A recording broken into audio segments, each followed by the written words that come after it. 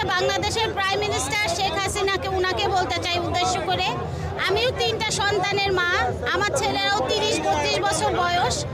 এখন উনি চিন্তা করতে পারবে যে উনার ছেলে যদি আজকে রাজপথে মারা যায় উনার কেমন লাগবে। উনি যদি আজকে এই মুহূর্তে পদত্যাগ করে, একটা ছেলেও আর বাংলাদেশে রাজপথে মারা যাবে না। আপনি একটা মা হিসাবে একটু চিন্তা করেন যে আপনার হাতে কতগুলি জীবন নির্ভর করতেছে। আপনি যদি একটা মা, শুধু একটা মা হিসাবে আপনি 4টা টার্ম 18, 14, 18, 24 3 টার্ম আপনি জিতছেন। আপনি তো এনাফ করছেন বাংলাদেশের জন্য। আলহামদুলিল্লাহ। আপনি এবার স্টেপ ডাউন করেন। আপনি দেখতেছেন দেশের পরিস্থিতি, আপনার একটা দিন থাকা মানে বাংলাদেশে আরো 200 বাচ্চা মারা যাওয়া। একটা মা হিসাবে আমি একটা মাকে বলতেছি, প্লিজ আপনার পায়ে ধরি, আপনি স্টেপ ডাউন করেন, আর একটা বাচ্চাকেও মারতে দিয়েন না প্লিজ।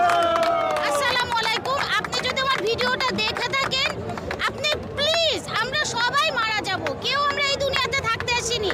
আপনার হাতে কতগুলো রক্ত আপনি চিন্তা করতে পারেন? আল্লাহর কাছে যাই আপনি কি বলবেন? শুধু ক্ষমতার জন্য আপনি প্রতিদিন হাজার হাজার মার বুক খালি করতেছেন। This is not fair. আপনার আজাব হবে কি আপনি জানেন? আপনি একটু শুভবুদ্ধির উদয় হোক, আপনার আশেপাশে যারা আছে এরা আপনার খারাপ বুদ্ধি দিয়ে দিয়ে আপনার একদম ফেরাউন বানাই ফেলাইছে। আপনি বুঝতে পারতেছেন না? জাতিসংঘ এবং মানবাধিকারের কাছে আমার প্রশ্ন, বাংলাদেশে আজকে যে অবস্থা, এই অবস্থা দেখে আমাদের ঘুমন্ত প্রাণ কেঁপে ওঠে, অথচ জাতিসংঘ মানবাধিকার কোনো দেশের সাথে আমাদের সংযোগ নাই, আমাদের নেটওয়ার্ক বিচ্ছিন্ন, আমরা কাউকে কিছু বলতে পারছি না। তারা আজকে কোথায়? তারা আজকে কেন এটার কোনো কথা বলে না? তারা মানবাধিকার কিসের মানবাধিকার? তারা যদি একটা দেশের স্টুডেন্ট, ছাত্র জনতাকে 100-র উপরে স্টুডেন্টদেরকে মেরেছে, যদি মানবাধিকার এবং জাতিসংঘ কথা না বলে, তাহলে আমরা কার কাছে বিচার দিব? আমরা তো বিচার পাচ্ছি না কোথাও। তো আমরা চাই এই সরকারকে যেন আন্তর্জাতিকভাবে চাপ দেওয়া হয়, মানবাধিকার এবং থেকে তাকে চাপ দিয়ে এই প্রশ্নের উত্তর সম্মুখীন করা হয়, যাতে উনি এটা কেন এই নেটওয়ার্ক বন্ধ করে রেখেছে। সুপ্রিম কোর্ট রায় মেনে নিয়েছে, বাট তার বদলে আমাদের অনেক ছোট ছোট ভাই বোনের জীবন গেছে। তো এখন আমরা রায় মেনে নিলেও আমরা আর পিছু হাঁটবো না, আমরা আমাদের ভাই বোনের জীবন ফেরত চাই। এটাই আমাদের দাবি।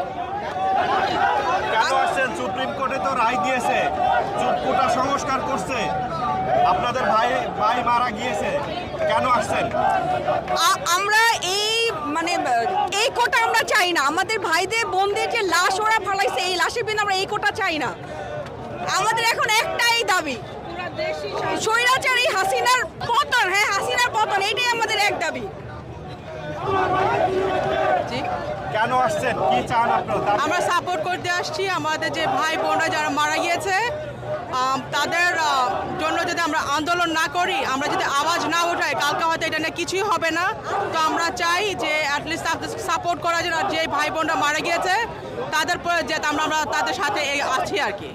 বাংলাদেশে যে ঘটনাটা আজ কয়েকদিন ধরে ঘটলো, এটা তো আমরা আশা করছিলাম। ছোট ছোট বাচ্চারা তারা একটা দাবি করতেছে, খালি হাতে যাচ্ছে সবার দরজায় দরজায়, প্রেসিডেন্টের কাছে পর্যন্ত তারা গেছে। প্রেসিডেন্ট কি করে ছেড়ে দিল? সমস্ত সরকারি লেভেলের যত ঊর্ধ্বতন অফিসার আছে প্রত্যেকের কাছে গেছে, তারা যাইয়ে বলিছে যে আমাদের দাবি আপনারা বিবেচনা করেন। কিন্তু বিবেচনাটা করলে, সেই করা করলে তাদের হাজার হাজার ছেলে পেলেরে মাই দিয়ে, এটা তো ঠিক হয়নি। এটা করলে কেন? এর কৈফিয়তটা দাও, আর নইলে গদিতে ছেড়ে দাও, তুমি ছেড়ে দাও, ছাড়িয়ে দিয়ে আবার পুনরায় একটা ইলেকশন দাও। এই হচ্ছে আমার বক্তব্য।